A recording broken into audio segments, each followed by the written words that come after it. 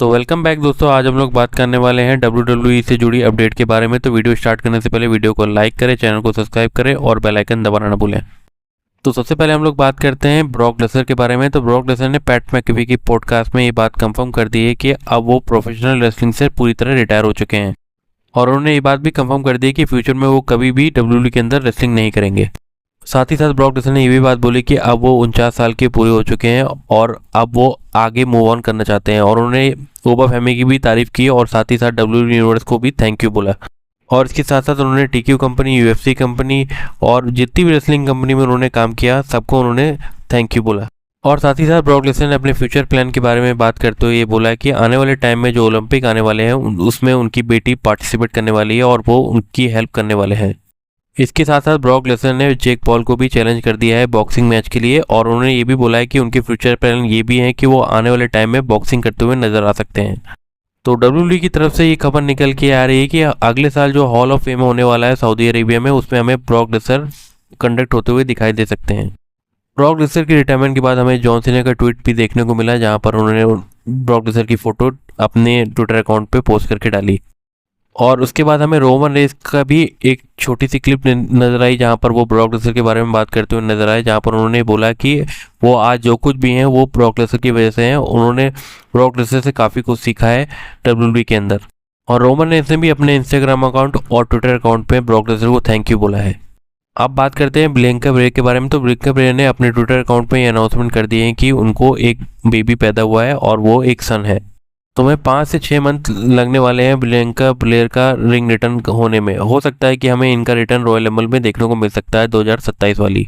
अब बात करते हैं 2027 में होने वाली रॉयल रंबल के बारे में। तो रॉयल रंबल जहां पर होने वाली है उसका जो स्टेडियम है वहां पर WWE ने उसकी फोटो अपने ट्विटर अकाउंट में पोस्ट कर दी है और WWE की तरफ से ये बात ऑफिशियल भी कर दी गई है कि अगले साल की जो रॉयल रंबल है वो अरिजोना में होने वाली है और ये फरवरी के मंथ में होगी। अब बात करते हैं बिग कैश के बारे में। तो बिग कैश के बारे में ये खबर निकल के आ रही है कि आने वाले टाइम में हमें बिग कैश की WWE के अंदर अच्छी बुकिंग देखने को मिल सकती है। अब बात करते हैं अपने ट्राइबल चीफ रोमन रेंस के बारे में। तो उनके बारे में ये खबर निकल के ये आ रही है कि उनका जो अगला ओपोनेंट होने वाला है वो LA नाइट होने वाले हैं और उनका मैच हमें मनी इन द बैंक में देखने को मिलने वाला है। अब बात करते हैं रोमन रेंस के फ्यूचर अपोनेंट के बारे में। तो उनमें से 4 नाम निकल के आए हैं। उसमें पहला नाम सोलो सिकोवा का है, फिर दूसरा नाम पावर ऑफ हॉप्स का है, उसके बाद तीसरा नाम LA नाइट का है, फिर चौथा नाम पेंटा का है। तो इनमें से LA नाइट्स के साथ हमें रोमन रेंस की राइवलरी अब आगे देखने को मिलने वाली है। इसके बाद हमें देखने को मिल सकता है कि इनकी राइवलरी हमें सोलो सिकोवा के साथ देखने को मिले। तो ऐसा रूमर निकल के ये आ रहा है कि रेसलमेनिया 43 का जो मेन इवेंट होने वाला है नेक्स्ट ईयर 2027 में, उसमें हमें रोमन रेंस और ओबा फेमी एक दूसरे के अगेंस्ट फाइट करते हुए देखने को मिल सकते हैं। इसलिए प्रेजेंट टाइम में WWE ओबा फेमी को हाथ से ज़्यादा पुश कर रही है ताकि वो रेसलमेनिया 43 में एक तगड़ा मैच दे सकें रोमन रेंस के अगेंस्ट। अब बात करते हैं ड्रू मैकिंटायर के बारे में। तो ड्रू मैकिंटायर ने अपने ट्विटर अकाउंट और इंस्टाग्राम अकाउंट में अपनी एक रिसेंट फोटो अपलोड की है और वो अपनी प्रेजेंट टाइम में सबसे बेस्ट शेप में नजर आ रहे हैं। अब बात करते हैं रोमन रेंस के बारे में। तो रोमन रेंस की जो हमें प्रोमो और देखने को मिली थी LA नाइट के अगेंस्ट, उसमें वो एक वॉच पहन के आए थे। उस वॉच की प्राइस लगभग हमें 3 करोड़ के आसपास निकल के आई है। अब बात करते हैं अंडरटेकर के बारे में। तो अंडरटेकर ने AAA कंपनी के बारे में बात करते हुए ये बात बोली है कि वो NXT और स्मैकडाउन से बड़ी ब्रांड बनाना चाहते हैं AAA कंपनी को। तो AAA कंपनी WWE की ही कंपनी है और AAA कंपनी के जो जनरल मैनेजर है वो हमारे री मिस्टीरियो है और कंपनी के जो हेड हैं वो हमारे अंडरटेकर हैं। अब बात करते हैं AAA कंपनी के पेपर व्यू के बारे में जो कि ट्रिपल मेनिया है जिसका नाम है, और वो हमें अगस्त में देखने को मिलने वाला है और उसके बारे में ये रूमर निकल के आ रहा है कि हमें इस पेपर व्यू में रोमन रेंस भी देखने को मिल सकते हैं। अब बात करते हैं ओबा फेमी और पॉल हेमन के बारे में। तो ऐसा रूमर निकल के आ रहा है कि आने वाले टाइम में हमें पॉल हेमन ओबा फेमी को ज्वाइन करते हुए दिख सकते हैं। अब बात करते हैं शील्ड के बारे में। तो रोमन रेंस और सेथ रॉलिंस का जो मैच हुआ था समर स्लैम नाइट 2 में, उसमें जो हमें रोमन रेंस और सेथ रॉलिंस का शील्ड बॉर्डर देखने को मिला था, उससे ये रूमर निकल के ये आ रहा है कि हो सकता है कि आने वाले टाइम में हमें जॉन मॉक्सली भी WWE कंपनी को ज्वाइन करते दिख सकते हैं, क्योंकि जॉन मॉक्सली का जो कॉन्ट्रैक्ट है वो अगले साल AEW के साथ खत्म होने वाला है। अब बात करते हैं अंडरटेकर के बारे में। तो उन्होंने करंट टैलेंट के बारे में बात करते हुए ये बात बोली कि प्रेजेंट टाइम में गुंथर, ओबा फेमी और ट्रिक विलियम सबसे बढ़िया टैलेंट है WWE के अंदर। और उन्होंने गुंथर से एक 1-on-1 मैच रखने की भी बात कही है कि अगर वो आने वाले टाइम में थोड़े फिट रहते हैं तो वो गुंथर से एक मैच करना जरूर चाहेंगे।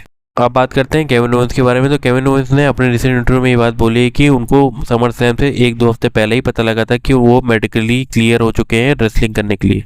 अब बात करते हैं बेकी लिंच के बारे में। तो बेकी लिंच का हमें इस हफ्ते मंडे नाइट रॉ में फेस टर्न देखने को मिला था और हमें उनका हील टर्न लास्ट ईयर 2025 के अप्रैल में देखने को मिला था।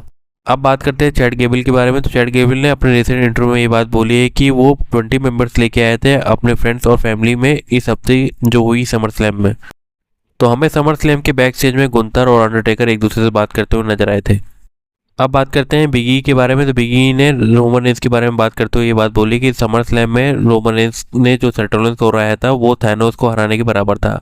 और उन्होंने ये भी बात बोली कि अब जो भी इन्फिनिटी स्टोन है वो सब के सब रोमन रेंस के पास है। अब बात करते हैं ब्री बेला के बारे में। तो ब्री बेला के बारे में ये खबर निकल के आ रही है कि वो समर स्लैम में इंजर्ड हो चुकी है और उनकी रिकवरी जो होने वाली है वो 3 से 6 मंथ के बीच में होने वाली है। तो आने वाले टाइम में हमें ब्री बेला नहीं दिखने वाली 3 से 6 मंथ के बीचों बीच में। अब बात करते हैं रिंग रिटर्न के बारे में। तो 1 से 1.5 हफ्ते के बीच में ही हमें 5 रिंग रिटर्न देखने को मिले, जिसमें से पहला रिंग रिटर्न हमें बेकी लिंच का देखने को मिला, फिर रैंडी ऑर्टन का, फिर बिग कैस का, फिर केविन ओवेंस का और स्टेफनी का।